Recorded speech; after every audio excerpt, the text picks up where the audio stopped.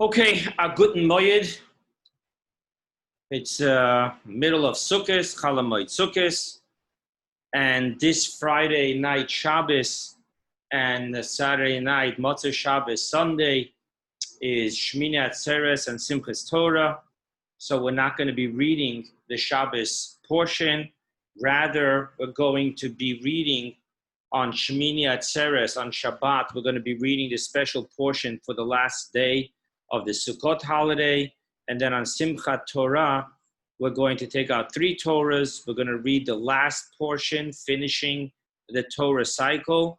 We're going to immediately start the first reading of Bereshit, of Genesis. And then we're going to read in a 3rd Torah what took place in the Holy Temple on the end of the Sukkot holiday.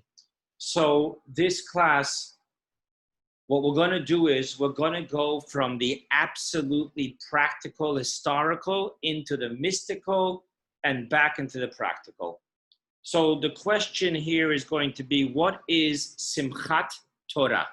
Literally translated, the joy of the Torah. Now, let's go back a little bit and understand how this holiday is built. So the verse tells us that on the 15th day of the month of Tishrei, which is 5 days after the Holy Yom Kippur, we are to have the holiday of Sukkot for 7 days. For 7 days, we're to have the Sukkah hut, and we are to live in it. In other words, the things that we do specifically at home, the eating, and then for some people sleeping, we do it in the sukkah. Another thing we're told is that there's a special commandment of the 4 kinds, which is the lulav, the etrog, and the 2 type of branches, the myrtle branch and the willow branch. Those are the mitzvot that we have for 7 days, and those 7 days are called Sukkot. Then the Torah says, and on the 8th day, Atzeret. And there's 3 primary definitions to what the word Atzeret means, whether it means to stop. In Hebrew, the stop signs say Atzor, to stop. Another definition is Atzeret, from the word gather in gathering. But be it as it may, the holiday in itself is a dichotomy, because on one hand, we call it 8, which means it comes after 7 and connected to 7. And on the other hand, it's a complete holiday in its own. And thus, there's the whole question, in what sense is it connected to the Sukkot holiday, and in what sense is it a holiday for itself? Now, the day after Shmini Atzeret, which means the 9th day, that is called Simchat Torah, the joy of Torah. That is the day where we complete the Torah reading cycles from that we do every Shabbat. We read the 54th portion. And now I want to give you a little bit of the historical background, what's going on here. So in Israel, the holidays are always 1 day shorter than in the diaspora. So let's talk about the history of this and how this works out. So the way we establish a holiday is only once we establish the new moon, which represents the beginning of the Jewish calendar month. After that, when the Torah says on the 1st day, on the 7th day, on the 10th day, on the 15th day, we know what we're talking about, because we know when Rosh Chodesh is, the beginning of the new month. Now, how was the new month established? Biblically speaking, it would take 2 witnesses to come to Jerusalem, to the Supreme Court, which presided by the Holy Temple, and they would testify that they saw the new moon, and they would be questioned, how did you see it? Which way were the horns pointing to? Was it high? Was it low? To make sure that they really saw it. And then what would happen is the courthouse would pronounce it Rosh Chodesh, the new day of the month, and thus we would know what days all the holidays of that specific month fall out on. Now, how would they let everyone know? They didn't have then Zoom or any type of social media or any type of phone or emails. So what they would do is they had set up on certain mountaintops across Israel. They had people that were waiting there on the 29th day and the 30th day, because it was definitely going to be one of those 2 days. And then once the courthouse proclaimed it to be Rosh Chodesh, there would be someone by the Temple Mount that would wave a torch with fire, and then the next mountain would see it and they would do it, the next mountain would see it, they would do it, the next mountain would see it, they would do it, and in a matter of minutes, the entire Jewish nation knew that we're in Rosh Chodesh. Now, there were those people who they were against anything that was rabbinical interpretation. They wanted everything to be exactly the way the verse pronounces it. So, for example, when the verse says an eye for an eye, they didn't accept the rabbinical interpretation that we're talking monetary. And therefore, they also were against this entire Rosh Chodesh system, which was given over to the sages and the courthouse. So what they would do is, to purposely mess it up, they would stand on the mountaintops and they would wave their torches on the wrong day to purposely confuse the Jewish people, and thus they would never know what day is the right holiday. Once the sages saw this, and there was nothing they were able to do to stop it, so they stopped the whole torch system, and they said there has to be 2 direct messengers that would leave out from the courthouse and would keep on traveling for 15 days. And every Jewish community they would pass, they would let them know what day was Rosh Chodesh. Now, why did they stop on the 15th day? Because the 2 primary holidays are on the 15th day. Passover is on the 15th day of Nisan, and Sukkot is on the 15th day of Tishrei. So once they passed the 15th day, it wouldn't make a difference whether the community would know whether it was Rosh Chodesh this day or that day, because it was too late for the holidays. So what did the people who lived outside of the 15-day traveling radius from Temple Mount do? What they would do is they would keep a 2-day holiday. And they would say that if there was a 29-day month, then we're proclaiming this night as the holiday. And then the next night, they would say, and if it was a 30-day month and we didn't know about it, so this day is the holiday. So they would do everything for 2 days. And even though today we already work off a calendar that was set by Hillel, the great sage, nevertheless, the rabbis said, keep what your parents did. If you live in an area where they kept 2 days, keep 2 days. If you live in an area where they kept 1 day, keep 1 day. And thus, in the diaspora, we have 2 Passover Seders. And thus, in the diaspora, we have 2 days of Shavuot, the celebration of the giving of the Torah. And thus, we have 2 days of Sukkot.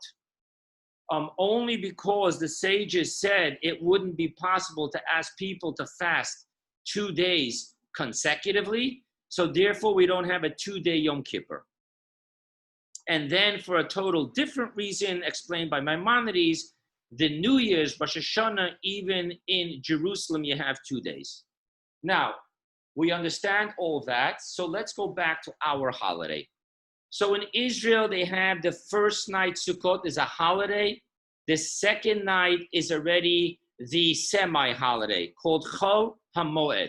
Chol means weekday, Moed means holiday, and you had both, a mixture. You're allowed to use electronics, you're allowed to go in a car, but still, you shouldn't do business that doesn't have to be done now and could wait without suffering any losses. Now, in outside of Israel, so we have the first 2 days are a holiday, and then after that, we start the semi-holiday, the intermediate days, which are called Chalamod. Now, what does that do for us, for our conversation and our focus? What it does for us is it puts that day called the 8th day, the Shmini Atzeret, it puts it in a very peculiar situation. Because on one hand, if you count from the first night of Sukkot, this is an absolute holiday that you're not allowed to do any work. If you count from the second day of Sukkot, then this day is not the 8th day, which is a new holiday, but it's still the 7th day of Sukkot. So thus we're in a very peculiar situation of how to handle this day called Shmini Atzeret. So I just want to share with you different customs. Some people have a custom that only Friday night they would eat the sukkah, they would make kiddush in the sukkah. The next day they would go back into the house, only make the kiddush, the meal in the sukkah. Chabad's custom, to cover all angles, is that the entire Friday night Shabbat coming up, which is the 8th day of Sukkot, we continue to eat in the sukkah, but we don't make a blessing on the mitzvah of sitting and eating in the sukkah. Because you don't want to say a blessing with God's name in vain, and because we're in doubt, so we cover both our bases. We eat in the sukkah until Saturday night, but we don't make a blessing on the sukkah from Friday night. Thus, the second day, which is now we're talking about Saturday night, Sunday, which is the 9th day of this entire lineup, really, in its most simplest sense, it is that second day custom for people in the diaspora of celebrating what we just called the 8th day. Because we're not sure, now we are sure because of the calendar, but because of our ancestors, we're not sure whether the 9th day is the 9th day or it's the 8th day.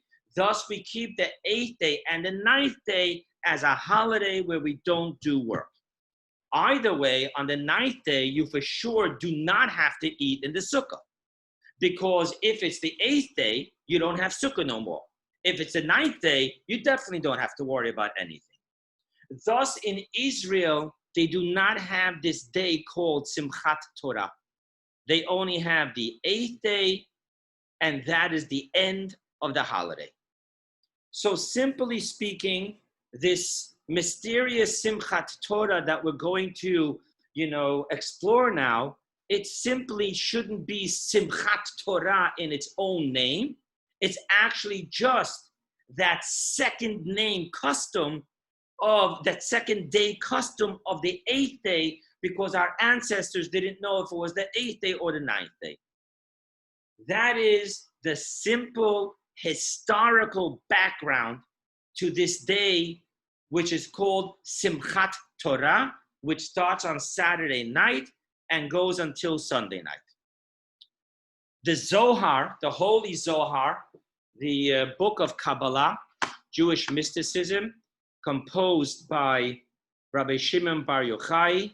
He did not author it. He authored, I believe, 3 of them, the Idra Rabbah, the Idra Zutta, and one more. There's actually 10 authors. One of the authors of the 10 books of the Zohar was none other than Moshe Rabbeinu, the book called Raya Mehemna, Moses. But either way, he composed the Zohar, and the Zohar is pretty much the foundation. It's not the first Kabbalistic book. According to some opinions, there's a book called Sefer Yetzirah, which was authored by Avrohom, and there's even an earlier book called Sefer Raziel HaMalach, which is a Kabbalistic book, which according to our sages, an angel helped Adam to understand how to do tikkun, correction for eating from the tree of knowledge. But be it as it may, the Sefer Yetzirah and the Sefer Raziel, we always talk about the Zohar as the foundation of what we call Kabbalah, the hidden teachings of the Torah. Now, in the Zohar, it says that the Jewish people, it's not a custom that was handed down.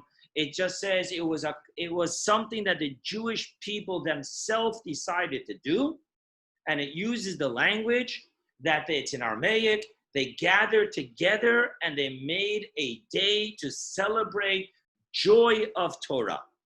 Simply speaking, the joy of that God gave us the most precious gift, which is the Torah, which is the embodiment of God's wisdom and God's will, and we can connect with God on that deepest level, intimate level, from brain to brain, heart to heart, through God giving us this gift called the Torah.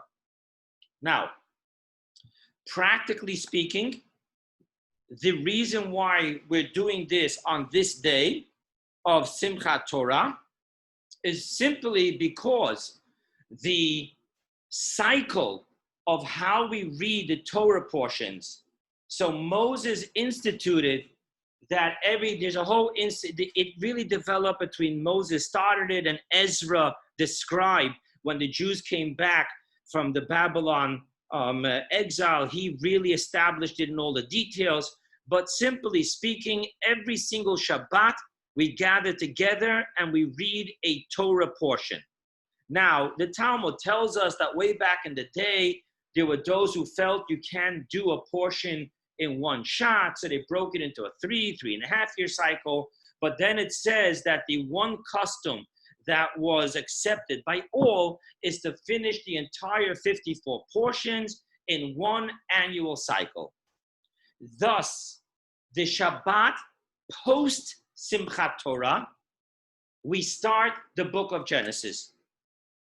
And we make sure to finish it right before we start again, which is why the last Torah portion, the 54th Torah portion, the blessing and the passing of Moses, is never read on Shabbat.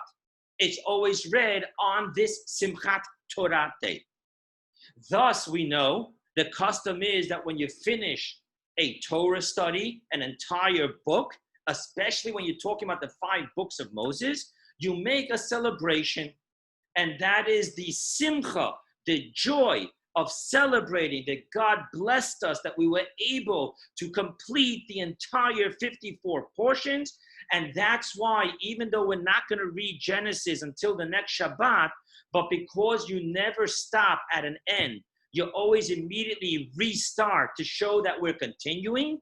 Thus, we read in the Torah number 1, the last Torah portion. In Torah number 2, just the first piece of the Genesis, first portion, to show that we're not completing and walking away. We're going straight into it again. And then on Shabbat, the following Shabbat, we'll read the entire Torah, first Torah portion in Genesis, then we'll go to Noah, and so forth and so on. So simply speaking, the reason why we have this joyous holiday of Simchat Torah, because it's the day that we complete an entire cycle of Torah portion reading. However, this leads us to a question. There is a bunch of questions that I'm going to share with you. Question number 1. Why don't we celebrate Simchat Torah on the holiday of Shavuot, when we celebrate and commemorate the day that God gave us the 10 commandments, and within it hidden the whole 613 commandments, and God gave us the Torah? Why are we doing it now after Sukkot, when we should be doing it, seemingly, we should start the cycle right after Shavuot, and we should finish the cycle on Shavuot? That should be the day. The day that God gave us the Torah is the day where we should rejoice in it, and immediately after that, start reading it. The simple answer is because of the cycle that we set up. But that's the question. Why did we set up the cycle this way? We should have had the cycle of reading the Torah start right after Shavuot, right after we received it, the next Shabbat. We should finish it on Shavuot the next year, and we should have this whole celebration and joy. Question number 1. Question number 2. Everything needs to be rejoiced in its realm. The joy of a siyum, of completing Torah, in all other situations, when someone finishes the Talmud, when someone finishes whatever book he finishes, and he wants to celebrate with his friends, the way it works is, well, it's a Jewish thing, so you have to eat, that's for sure. But other than the eating, the celebration isn't that much in the dancing as much as it is discussing what was learned. Because if it's a rejoicing about the Torah, and the Torah is intellect, the Torah needs to be studied, then why would we not have great teachings, great studies, great speakers on Simchat Torah? And amazingly enough, on Simchat Torah, we keep the Torah tied up, we keep it in its mantle, and not the scholars, but every single person, scholar, ignorant, simple, worker, secular, spiritual, everyone comes to dance with the Torah. Seemingly, it shouldn't be dancing with the Torah, it should be studying the Torah. And a guy who doesn't even know how to read a single word from the Torah shouldn't be the one. It should be the scholar, seemingly.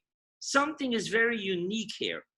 We're celebrating a book that its entire existence is it should be studied and understood. And we're rejoicing with it, not on that level, but on a level where every guy, every person is coming to dance with the Torah, not to read the Torah. Especially, there are other customs. In Chabad, the main dancing is at night with akafot. We do it later in the next day too, but only a smaller one. But in Chabad, the custom is at night, we don't read the Torah. Others have a custom that they read some of the Torah at night too. We don't do that. We only dance with the Torah. And if you want to know how we did it in 770 by the Rebbe of saintly memory, the Rebbe would come down. It would start at 1 a.m. The Rebbe would be there for a couple of hours, dancing, 7 to 7 akafot. The Rebbe would dance the first one and the seventh one, and then the rest they would honor other people, and the Rebbe would stand there and clap and make with his hands, telling everyone to dance and to sing. And then the Rebbe left, and everyone stayed there until the morning. Literally, the Rebbe came into 770 the next morning to do his prayers, and we were there all night dancing, and you can imagine what the place looked like. It didn't exactly look like, the most organized place. And that was it. And we went straight to the davening, and we went straight to the dancing again, and then we read the Torah. So why? Why shouldn't we celebrate the completion of Torah reading in the same way we would celebrate any other completion of a Torah reading, which is the scholar sitting up front and sharing of great teachings about the Torah? Okay, so these are the questions that I've set forth. And hopefully, when we really get into what Simchat Torah is, we will truly understand the deeper meaning, which will answer practically why we do it, when we do it, and how we do it. And to start with that, I want to share with you that our sages give two different insights to what does it mean, Simchat Torah, the joy of Torah. Do we say that it means that we are rejoicing in having the Torah? Or do we say that we are giving joy to the Torah? Whose joy are we talking about? Are we talking about our joy in the Torah?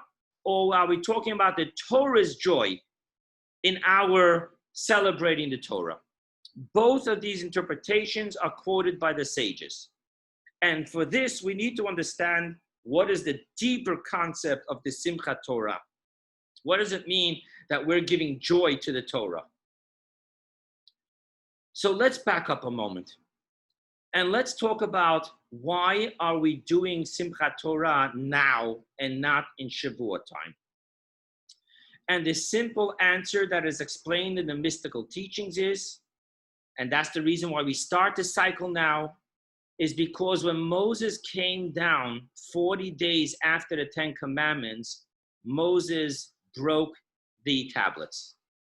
And the reason why Moses broke the tablets is because the Jews had made the golden calf and served it as an idol. After that, Moses went back up another 40 days and prayed that God forgive the Jewish people and not annihilate them for just 39 Pika days after hearing directly from God, I am God, your God, you shall not have any other gods, and they committed this horrific sin. Moses for 40 days and night prayed, God forgive them. When God forgave them and Moses came back down after the second 40 days, then God beckoned him to come back up for a third 40 days, saying that you broke the tablets I gave you. So now bring up stone, and I will engrave in it so that the Jews should have the 2 tablets. Then 40 days later, Moses comes down with the second set of tablets. Now, if you do your math, the 40, 40, 40, the 1 day in between each time, you will end up that Moses came down the mountain with the second set of luchot, which represents the ultimate forgiveness, on Yom Kippur, on the holy day of atonement. Thus, the reason why we celebrate Simchat Torah now is because it's our earliest opportunity after Yom Kippur. After Yom Kippur, for those 5 days, we're running around getting a lulav and an etrog and building the sukkah and everything. We're busy.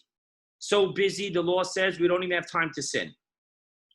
Then comes along the 7 days of the sukkah. Then comes along the 8th day, which is a holiday. The first opportunity we have is on the 9th day, the day after the holidays are over.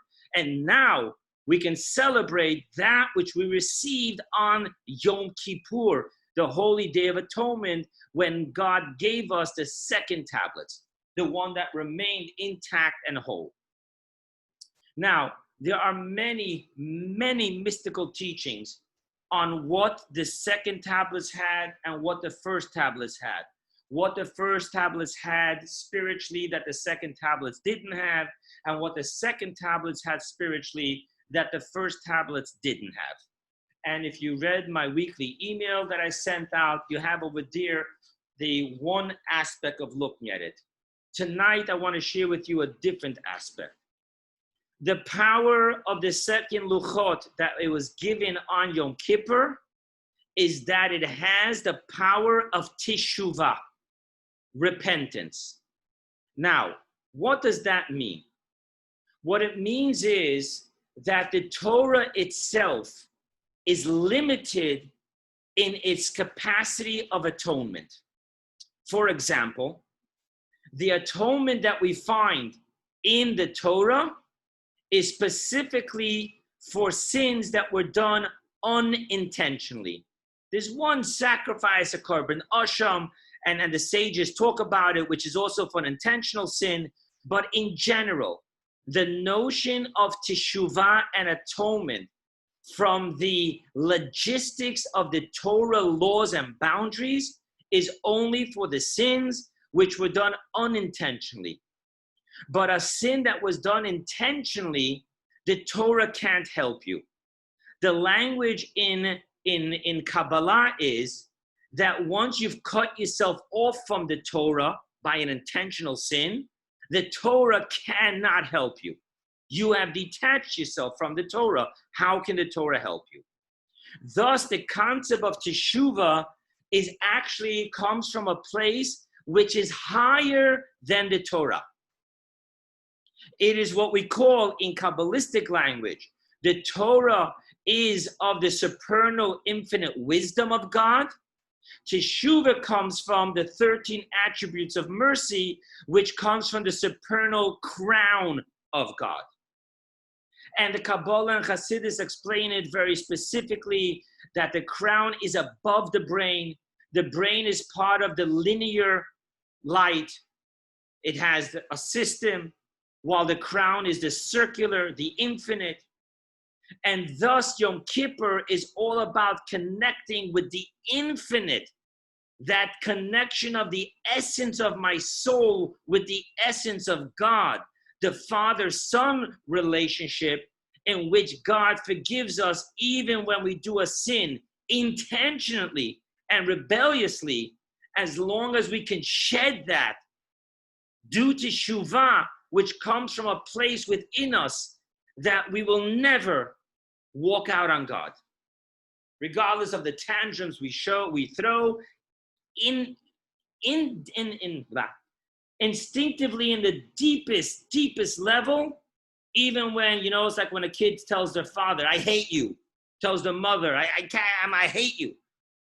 But nevertheless, the kid is the kid, the parent is the parent, and the parent has to swallow it, knowing that the kid is throwing a tantrum. And then it won't be long before the kid comes back and gives a hug, and we're moving on. Yom Kippur, you see, the Torah can't digest that. In the Torah, if you committed blasphemy, it's punishable by death, and teshuvah is not going to help. But on the deepest level, on the part where the essence of my soul connects to the essence of God, on that level, God knows and I know that even when I, God forbid, committed blasphemy, it was just an external rage. And the inside was already saying, you're crazy. What are you talking to and who are you talking to? Really? This is God. This is your father. You're his son. Now that we understand that, we're going to talk about another two dimensions. There is the intellect of Torah, and there's what we call Keter Torah, the crown of Torah. Now, to understand this, I want to share with you. When you study Torah, you have to make a blessing. And by the way, parenthetically speaking, there's beautiful discussions on whether the blessing on the Torah is like the blessing of food or anything you're enjoying, or it's a blessing of mitzvah. And there's a beautiful insight that says, the first blessing we say, Master the universe, right? Blessed are you, God, our God, Master the universe, who has commanded us to occupy ourselves with Torah. That is a mitzvah blessing. Before you do a mitzvah, you make a blessing. But the second blessing, that's not a mitzvah blessing. So according to many opinions, it's a pleasure blessing. It's a preciousness blessing. It's not about the mitzvah of studying the Torah. It's about the fact that God gave us the Torah.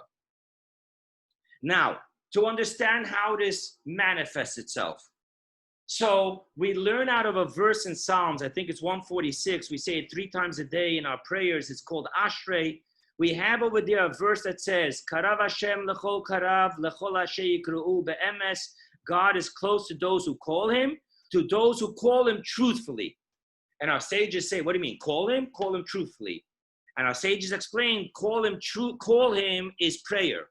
Call him truthfully is Torah. Now the sages go on to extrapolate that if we're saying that Torah means calling God, that means that every word of Torah is God's name. Shemus. It's the name of God. And with this, you'll now understand a very interesting law. When I call up someone to the Torah to receive a reading of the Torah, the person doesn't know the 22 Hebrew alphabets. He doesn't know how to read Hebrew. He definitely doesn't know how to read Hebrew the way it's written in the Torah without the vowels. And he most certainly doesn't understand a word that's being said. So how can he make a blessing on the Torah? He's not digesting it. The answer is that when we talk about the 24 books, the written Torah, you can make a blessing even if you don't understand it, because deeper than the intellect of the Torah is the fact that the Torah is the name of God through which you call him. By the way, not so with the oral law. You can't get away with that with the Talmud. If you know clearly that you don't understand the word you're saying, then don't make a blessing on it. That's the oral law. But when we talk about the written law, the true power of the written law, more than it is a book of intellect and a constitution which governs our life, first and foremost, it is how we call God and God comes to us. Thus, if I don't know the etymology of your name and I don't know the meaning of your name, it doesn't stop me from calling you by your name, and it doesn't stop for me to get absolutely the desired results, that when I call your name, you will turn around and your attention will be focused on me. Thus, when we talk about the Torah as the name of God, if someone has no idea what they're saying, but they say the words of Torah, they have called God. God has turned his attention to this person who called him, mission accomplished, and thus you can make a blessing when you get called up to the Torah, even though you don't understand a single word that's about to be read. which leads us to the deeper concept. Deeper than the Torah is an intellectual book. And the verse says, Hi chachmaschem ubinaschem, this is your wisdom and your understanding. More than the Torah is an intellectual academic book, what's most important to know is that the Torah is a divine book. It's divinity. And thus, before you study Torah, you have to make a blessing. You don't make a blessing before you study mathematics, even though that's also an intellectual gift from God, as science and any other intellect. But the Torah, before we look at it as an intellectual gift, we look at it as a divine gift. And thus the process of studying Torah is not just the intellect of the Torah, but the divinity of the Torah. And this will explain us the peculiar word that God used at the beginning of the Ten Commandments. Normally we say when God says I, it's ani, like we say at the end of Shema, ani Hashem Elokeichem emet. I am God, your God, the true God. However, in the Ten Commandments, he doesn't start with ani, I am God, your God who took you out of Egypt, but rather he starts with the word anochi. Now our sages want to know, why did he use this word here? And they say the secret is hidden in the 4 letters which create an acronym. Aleph Nun Chaf Yud spells out the words Ano Nafshi Ksavit Yahavit. I, my soul, my essence, placed in my writing. Thus, the secret that God's telling us is, yes, this is intellectual. Yes, you have to understand it. Yes, you have to know the laws, know what yes and what no, and what I mean and what I say, and what are the boundaries, and what are the definitions, and what are the characters. Absolutely. But before that, you should know Anoichi. You should know that I put myself in the Torah.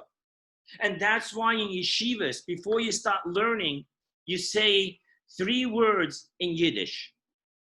Zogt the Heilige Gemara, says the Holy Talmud, says the Holy Chumash, says the Holy Mishnayos.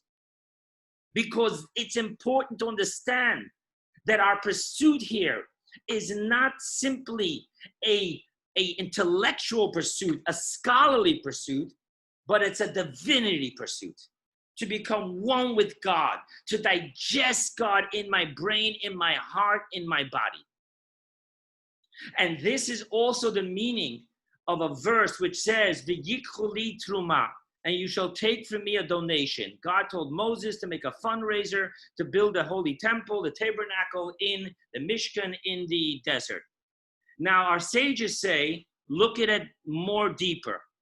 The word teruma should be broken into 2 words. Torah, mem. The Torah that was given in 40 days. Now, when Moses was up on the mountain. And now, let's take it to the next level. V'yikchu li, it doesn't mean you should take for me, but literally it means take me. And what God is saying is, that in this holy tabernacle that you're going to build, there's going to be a holy of holies. And in that holy of holies is going to be an ark. And in that ark is going to be the tablets, according to some opinions. The Torah's on the side of it, in it. But either way, you should know that the purpose of this is, V'yikchu li, you should take me into your life. And how do you take me into your life? Through Torah mem. Through the Torah that was given in 40 days and 40 nights. Thus, we can say that Shavuot, when God gave us the Torah, we connected with the intellectual obligatory mitzvot that were being taught. However, when we broke that with our sin, and now we had to do teshuvah, the type of teshuvah that the Torah cannot acknowledge, it's in the depths of the relationship between the Jew and God and the Jew. At that level, we're no more talking about just the intellect of the Torah. We're talking about the author of the Torah. We're talking about the divinity in the Torah. Now we understand why Simchat Torah comes after Yom Kippur and not after Shavuot. Because we're not here to celebrate the intellectual, constitutional part of the Torah just. We're here to accept the ultimate, infinite unity that takes place between God and us and God through the Torah. And now we understand why the real joy is not in the scholarly dissertations, but in simply holding the Torah tight against your heart and dancing with your eyes closed. Regardless whether I understand what's in here or not, this is who I am. And that joy and dancing is what Simchat Torah is all about. And now we can go back to that two ways of looking at it. Does the Torah give the Jew joy? And that's what Simchat Torah is about? Our joy in having the Torah? Or is it the Torah's joy that it was given to us? And to understand this, we need to understand something very deep in Kabbalah. It actually comes not from a Kabbalah book, it comes from a Medrash. Our sages talk about 7 things that were created, existed before the world was created. And 2 of them is the soul and the Torah. Comes along and the sage and says, according to the actual reading over there, when I looked it up, it says that someone asked him, I have 2 loves, the love of my fellow Jew and the love of the Torah. But he wanted to know which one comes first, which one is superior. And the answer he gave him was that there are those that say that the Torah comes before the Jew, and he quotes a verse. However, I say, that's what he says, I say that the Jew comes before, he's superior than the Torah. He existed before, which means higher than the Torah. And he brings a proof over there that God calls the Jew Reishis Tvuos. He calls him the head. Now, why am I sharing this? Because in the depths of depths, the connection that exists between the essence of a soul and God is even deeper than the connection that exists between God and his Torah. Even though they're both primordial, but the connection of the essence of the Jew is even deeper, and that's why even when the Torah gets into a bad situation, even when the Jew gets into a bad situation with the Torah, he can still go higher, connect to the essence of God, and have teshuvah. However, there's a little problem here. What's the problem? The problem is that the soul, the way it exists in its primordial state, is superior to the Torah, because it's the essence of God, not just the wisdom and will of God. However, the way God sends the soul to descend into this world, it now becomes a creation which is separated in its paradigm from its creator. The example given is that when a father gives birth to a son, so then the son, in one hand, he's the essence of his father, but on the other hand, he's a separate being. The Torah, even the way it came down here, it is still in its spiritual dimension. Now understand what happens here. The Jew, this essence of the soul, is superior than the Torah. The Torah is the infinite wisdom of God, and as the Zohar says, he and his wisdom is one. The Jew is the essence of God, the essence, the soul of God. That's what it's a piece of God. However, down here, the soul cannot connect with its source. And thus, it is the Torah that connects the soul with its original source. I'm going to give you a metaphor that the Fifth Lubavitcher Rebbe gives. He talks about how the power of production lies in the uterus of the woman and in the ground. However, both the uterus of the woman and the ground cannot give forth its power of reproduction until a seed is placed within it. So listen to what he says. He says that at Mount Sinai, God married us and we became his wife. Actually, by the real teaching is that at Mount Sinai was the chuppah, we were betrothed, and on Yom Kippur, Yom Chasanose, Zu Matan Torah goes on Yom Kippur. That's when we really got married to God, on Yom Kippur. Now, we're the wife, we have the uterus. And God placed his seed within us to activate and actualize the omnipotence of the uterus. What is the seed of God? His Torah. It came from the essence of his intellect and his will. Thus, we understand that when we're down here, we originally are lower than the Torah. The Torah needs to empower us, arouse within us our true essence, omnipotence. Thus, the first stage is that the joy is ours through the Torah. The Torah gives us joy by taking us out of our comatose slumber and be able to connect us to our primordial oneness with God. However, once that happens, once the seed activates the uterus, once the Torah activates the omnipotence of my soul the way it is in the essence of God, primordial, now the soul is higher than the Torah. So it's the soul that gives joy to the Torah by dancing with the Torah. Thus, on Simchat Torah, there are two things that are taking place at night. First, we read 3 times a set of verses. Ata Reis Ladas, not from the Torah, from our Siddur. And mystically speaking, we read those verses because through that, the seed is absorbed into the uterus. Through that, the divinity of the Torah is absorbed into the bosom of the soul, and the soul has a revelation and an actualization of its omnipotent source, where it's a piece of God.